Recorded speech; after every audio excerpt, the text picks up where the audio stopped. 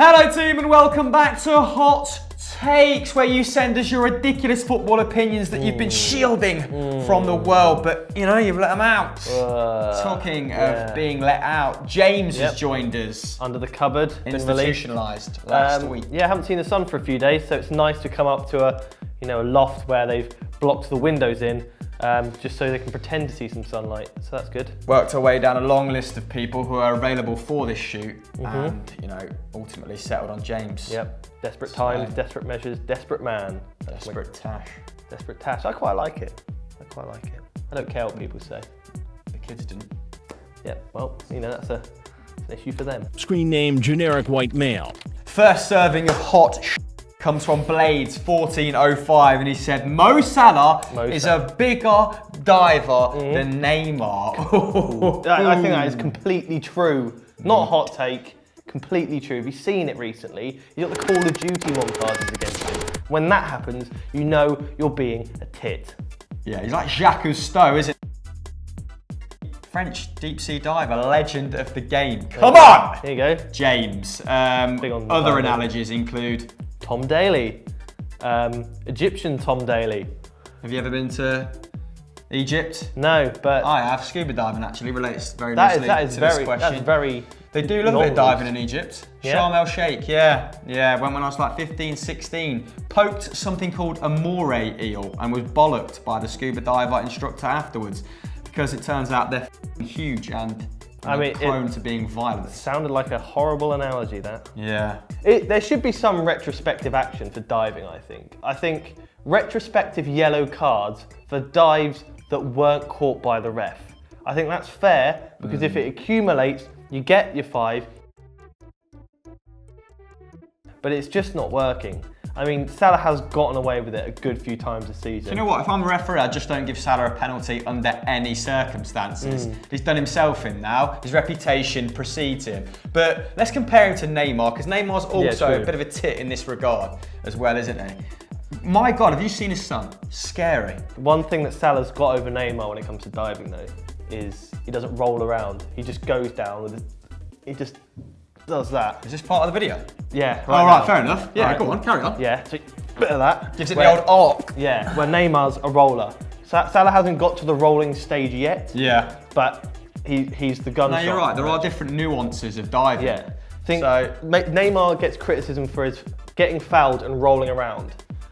I haven't seen it that much. I don't watch French football at the moment. In the World Cup especially, it was never in the box. There was no diving in the box. But Salah's is always in the box. He's always trying to deceive the ref and get the pen, and I don't like that. Because Sterling was doing it for a while. It's come to bite him in the arse, because he didn't get one against Huddersfield.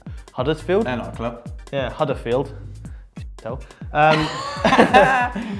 It is every time every time Salah gets past the 18-yard box, it's a photo finish, isn't it? Yeah, it's bang. Yeah. It's getting his nose out in front. The one against Palace was an absolute disgrace. Seems like a nice guy, has a friendly face, but deceptive. The thing is, it's starting to make me dislike him, and I don't dislike him, because he's a very likeable person. So stop it, for everyone's sake. Nice guy until he's 18 yards out, then he turns into an absolute chief. Yeah. Next couple of hot takes are a little bit personal, They got a bit nasty this week, but we asked for it. We asked for you to let out these sort of emotions, so got to roll with the punches when they come our way. Next one is from Jamoose. Dougie, greater than icon. Patrick Van Straten, brackets for the podcast only. Dougie. For your eyes only. You may your ears only. You may recall his name is Dougie. Just like to point that one out. I'll never get it. 50% of the time. It's like betting on red or black. Will I get Dougie's name right? It works every time. I don't know. I think they're both eloquent speakers, very good speakers, very knowledgeable, can retain, I should say. This is why I don't go on the podcast, because I can't speak fluently. I'm a bit of an idiot, and it's very, shown well when I go on video and I can't form a sentence that well. Where Dougie and Pat, lovely. It's Dougie. Dougieing yourself a hole with this one. That was an awful joke, and I apologise. But get them both on. When Pat's back, get Dougie back. Big four-way. See how that goes. Ooh. So much speaking, so much consistent knowledge. A lot of hair. Next one is even more bloody contentious, and it alludes to my shocking FIFA card. that I received from Sam Obaseki. Was gifted an 88. Yeah. Which he was annoyed me. at. Which he was annoyed at. Humble guy. Yeah. Very competitive. You got quite a nice card. I think I got fair reflection. Niceness was reciprocated, wasn't it? Yeah, I was nice to Templeman. I thought I'd give him a lot of stick for mainly his pace because it's non-existent. But I thought I'd be nice because, you know, he's a good pal of mine. And I thought if I'm nice to somebody else, it may return to me, which it was. Kieran had to choose mine. And Kieran is also a great pal. But yours, I mean, I'll let you go with it because it's a delicate matter for you. Mate, a very delicate matter. Now I know how, like, Obi-Wan felt about Anakin, you know, he betrayed him. My protege, Sam Obaseki, really, my card is joyless. There's just not a lot to write home about, is there? I mean, if we're going to be harsh, or if we're going to be, you know, if we're going to be realistic, it's fair. You know, nothing in my game is above a 6 or 7 out of 10. Yeah, and to be fair, everyone's was inflated, but considering you were lower than Templeman, which I was nice to. Yeah, it's a travesty. It's a crime. Sorry, Templeman, for digging you out once again. Form your own opinion. Roll the tape, George. That'll pad it out. He's going to cut that out at the edit, so he doesn't have to go into sevens.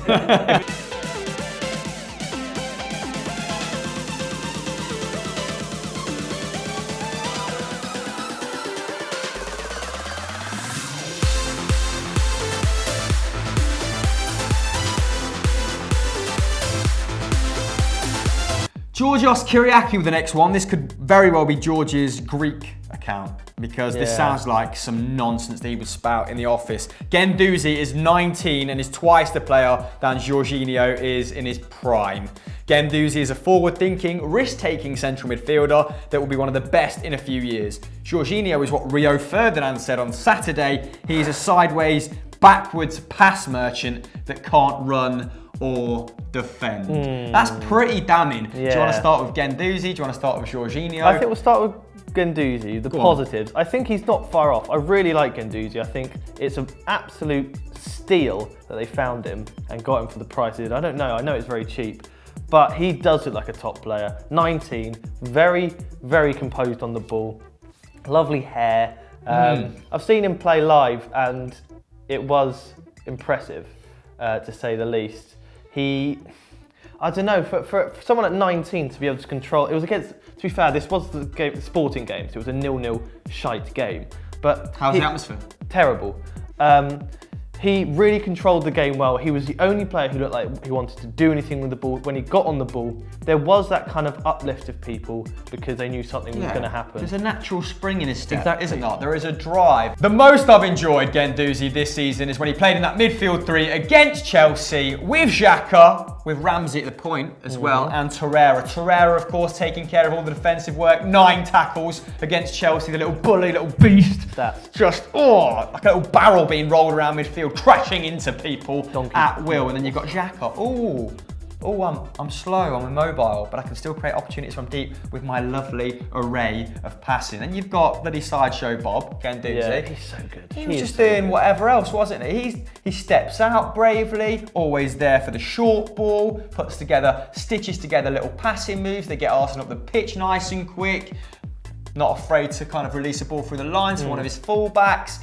I really, really like this guy, but why are we weighing him up against Georginio? Georginio had 2-3 stellar seasons at Napoli where he showed himself to be one of the best midfielders in the world. In fact, everyone was praising him to the high hills, weren't they? When Chelsea went unbeaten for the first 10 games. Yeah, if he was playing this Man City side, I guarantee we wouldn't be fucking spouting this sort of nonsense about him. What's his name? George. To be fair, I think the whole problem with Georginio is bigger than Georginio. It's what's going on with the players that Chelsea have compared to what Sarri wants.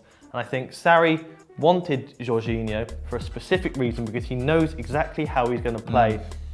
And unfortunately, there's just this kind of bubble at Chelsea that it's like when Mourinho was at Man United. A lot of negativity is kind of surrounding it. They've got their best player wanting to go. He's not in the right position. He's angry. He's upset. He's still performing well, but he doesn't seem like he wants to be there. I think he didn't perform well against Arsenal, just rolling around the pitch with his thick arse and knocking people off the ball. He's quite a chunky boy. He's got some behind on him. Damn, boy, he's thick. Boy, that's a thick ass boy. Damn. It's a classic knee-jerk reaction after a big London derby, isn't it? Georginio's still one of the best midfielders in the world when it comes to progressing the ball from deep. He actually makes the top 10 still. So let's not get carried away because Chelsea have had a tough 5 or 6 games. Still unbeaten in November, weren't they? For Christ's sake. So, you know, and they're still controlling games by and large possession-wise. They're just not carving out good chances in the final third, which, like James so articulately put, is down to the multiple personnel, not just bloody Georginio. Yeah, when it clicks as well. Second half against City, that was Sarri ball. That is how he wanted to play. And, you know, just watch that if you want to see how good Georginio is. Good 10-minute answer there from us. Somewhere Pete Dorman's highlights just flew clean off because this next one from Gaith Kazri is digging out David Beckham, national treasure. This is brave, my friend. Beckham isn't a football icon and he's overrated. He was good, but not at the level of some of the players like Messi. What? No. Or Ronaldinho. Other than free kicks and crosses, he was average. Shut up, you idiot. Yeah. So, I had to get it out because I'm a Man City fan and a lot of that Man United team of that era made my life hell going up through school. Everyone was just, oh, we're so good, we have all the best players, blah, blah, blah. They're all in the England team. And I had to kind of like them because they're in the England team. But David Beckham, especially David Beckham, I couldn't not like him. He was so good. He gave up, like, especially for England, he gave people so much hope by being such a good leader, a good player, and talk about the free kicks. F*** off. Just f*** off. Actually, one point there, you said he wasn't an icon. How can you say David Beckham's not a f***ing icon? A 28-year-old man has him as his desktop background and has his face, multiple pictures pop up every time he opens Google Chrome. That strengthens his argument, to be fair. How is that not an icon? Dorman's got a girlfriend and David Beckham's his background. All right then, you've offended James. Yeah, I'm talking drivel. I'm so hot-headed right now. I'm talking. I can feel the heat coming off of his bonds. This is a cold room as well. All right, for Manchester United, he was actually underrated in my opinion, both as a goal scorer, I think averaged a goal every 4 games from the right wing, and as a creator. He was a serial assister, and that partnership he had with Gary Neville down the right-hand side, you know, made me think maybe being right back is okay, all right?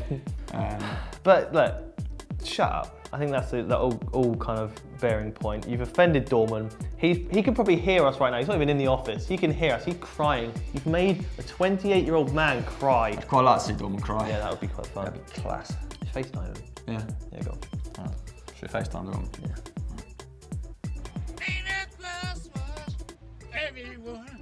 That, my pretties, is the end of Hot Takes.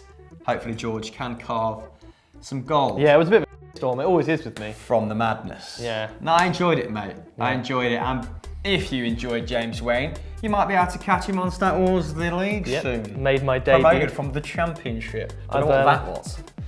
I've arose like a phoenix. Yeah.